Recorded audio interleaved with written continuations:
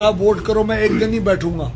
ابھی کچھ مہینے پہلے اعتماد کا جب ووٹ لیا اس نے، جب سینٹ کے الیکشن میں حفیظ شیخ ہارا تھا، اس کے بعد اعتماد کا ووٹ جو لیا تھا، میں خود بذات خود 4 MNAs کو جانتا ہوں جو آج عمران خان کے خلاف کھڑے میں جو سندھ ہاؤس میں یا کسی اور جگہ پہ ہوں گے. میں ان کی بہاف کے اوپر قسم اٹھانے کو تیار ہوں کہ انہوں نے پیسہ کیا کسی بھی فائدے کا ایک لفظ نہیں کا ذکر کیا، اور صرف عمران خان کی پالیسیز کے خلاف. اور اگلے الیکشن میں عمران خان سے دوری اختیار کرنے کے لیے یہ لوگ قدم اٹھا رہے ہیں کیونکہ عوام کا ان کے اوپر پریشر ہے. تو 4 کی تو میں خود قسم اٹھانے کو تیار ہوں. باقی کوئی کسی کے حوالے سے آیا ہے، کوئی کسی نے کسی کو اس بات کے اوپر راضی کیا اور قائل کیا ہے، اور ان کے پیچھے ساری عوام کے مفادات ہیں. پیسہ لینا اس میں کل احمد حسن ڈیئر صاحب نے کروڑوں روپے کی زمینیں جن لوگوں نے عوامی مفاد کے لیے حکومت کے نام کرائی ہیں، وہ ہم سے پیسے لیں گے اور ہمارے پاس پیسے ان کو دینے کے ہیں. یہ کیا فضول قسم. اب میاں نواز شریف کے اوپر کس قسم کے الزامات اس عمران خان نے پچھلے 3 سال میں لگائے ہیں؟ شہباز شریف کے اوپر کس قسم کے الزامات لگائے ہیں؟ کل برطانیہ کی اس براڈ شیٹ کمپنی ہے، اس کے مالک نے کیا کہا ہے؟ نواز شریف سے اپولوجائز کیا. عمران کا احتساب اس کے اوپر بنیاد تھا. شہزاد اکبر اس کی احتساب کا ایسا ستون تھا جس کے بغیر احتساب تھا نہیں.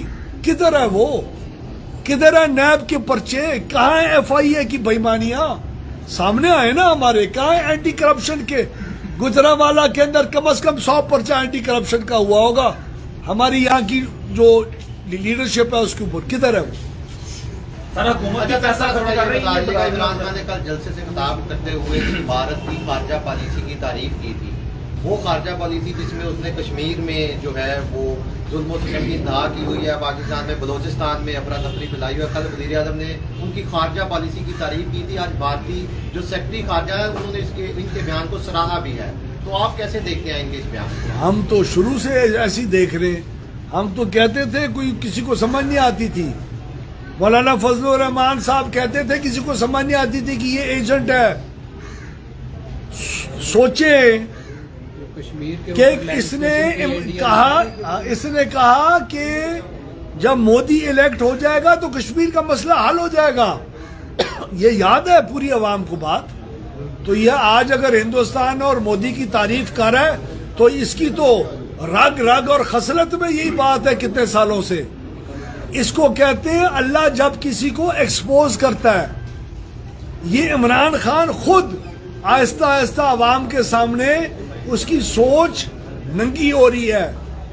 اس کی سوچ کا ہر پہلو عوام کے سامنے آ رہا ہے. سوچیں اگر نون لیگ کے کسی ایک عام ورکر نے بھی بات کی ہوتی کہ ہندوستان کی خارجہ پالیسی کے ہم مداح ہیں اور کیا پالیسی ہے اس کی خارجہ، تو یہ جو ان کے ہر روز جو دھمکیاں دینے والے اور گالیاں نکالنے والے وزیر مشیر ہیں، یہ کیا کچھ کہہ رہے ہوتے ہیں ہماری قیادت کے متعلق اور ہمارے ورکرز کے متعلق. یہ ہر چیز سے بری و ذمہ ہے. جو مرضی منہ سے نکالے کہہ دیں لوگ مان جائیں گے. اب یہ ماننے والی باتوں کے وقت ختم ہو گیا. اس کا اختتام ہے اور انشاءاللہ صوبہ پنجاب کے اندر بھی اللہ تعالیٰ نون لیگ اور اپوزیشن کو کامیابی عطا فرمائے گا. قومی اداروں کے خلاف سوشل میڈیا پر آخری کرنا قومی اداروں کے خلاف سوشل میڈیا پر جو چل رہی ہے، جس میں جو پیج استعمال ہوا ہے تحریک انصاف کے تھے، لیکن اب تحریک انصاف والے کہہ رہے ہیں کہ اس کے پیچھے نون لیگ ہے. اس پر آپ کیا کہیں گے؟ تو تحریک انصاف اور کیا کہے گی کہ کون ہے؟ ہر دنیا کی غلطی کے پیچھے نون لیگ کا نام لیا انہوں نے. گھس پٹ چکی ہے بات ان کی. وہ لوگ ہیں.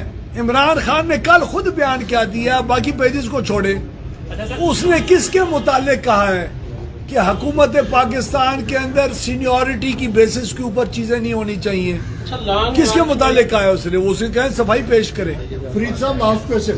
अच्छा सर, फरीद साहब बताइएगा लॉन्ग मार्च में अंदाजन आप कितने लोगों को लेके जा रहे हैं? लॉन्ग मार्च के अंदर पूरा पंजाब उमड़ के आ रहा है इंशाल्लाह। अच्छा सर, मरियम साहबा की तबीयत खराब है, आज स्वागत का जो जलसा है उन्होंने मनसूख कर दिया है कि परसों आपका महंगाई मार्च आ रहा है, उसमें मरियम साहबा क़यादत करेंगी इंशाल्लाह वो और हमजा साहब दोनों मिलकर क़यादत करेंगे।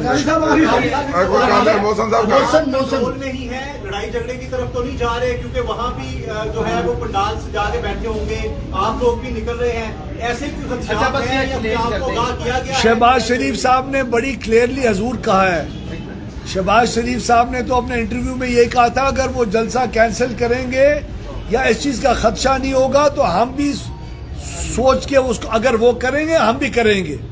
हम लोगों, हमें क्या जरूरत है कशीदगी पैदा करने की, हम तो जीत चुके हैं अल्हम्दुलिल्लाह।